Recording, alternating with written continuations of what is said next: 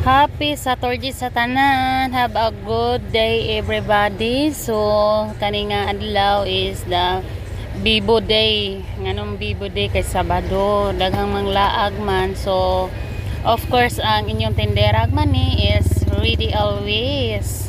Kay ang mga pumalalit, ang ilang ganahan nga paliton kanang ready na jud nga diretso na lang sila palit. So na ko'y packing diri.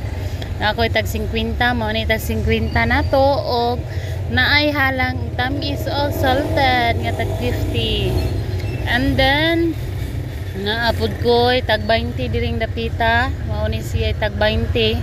And of course, kung mayon kag naay tag 10, naapod ko 10. Ako ra pod nga gi takson ra na nako og napo ko'y ginagmay nga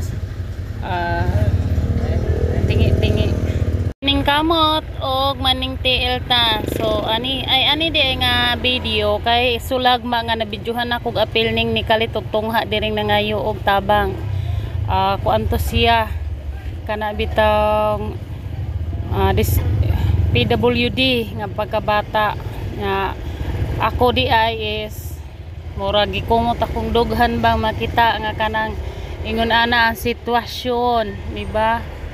Dili lalim ang sitwasyon sa naakay pamilyang ingon ato.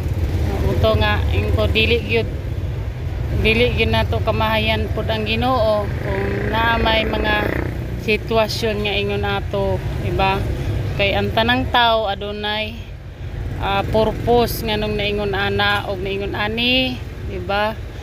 Atong buhaton nga maning kamot ra gyud ta nga makakaunta, di ba? Pasalamat atas Ginoo sa bisan unsay mahitabo, bisan unsay madawat nato ang Ginoo ra gyud atong pasalamatan na naabot og na maunay kuan, di ba? Basta mauna ra gyud to. Mo palit na lang ko para paniod to oy. Kay di anay naabot nga na maligya og kanon og sudan. Unya kay naaramang ko'y balon nga sudan. So kanon ray akong gipalit. Diba? Kay alas 11 naman pud ni kapin. Hapit na pud alas 12. Ting pala niud ko na pod. So sa mga nanay din ha. Ready na ba ang mga tigpalan ang ipalaniot to? Di gyud nato mapugan ang oras tas pas jud kayo nga gadalagan. Dili gadalagan nagtuyok di ay. Okay, basta mao na to oy. Sige mga nanay kumbati. Ready na sa mga palaniod to kay ang ato ang mga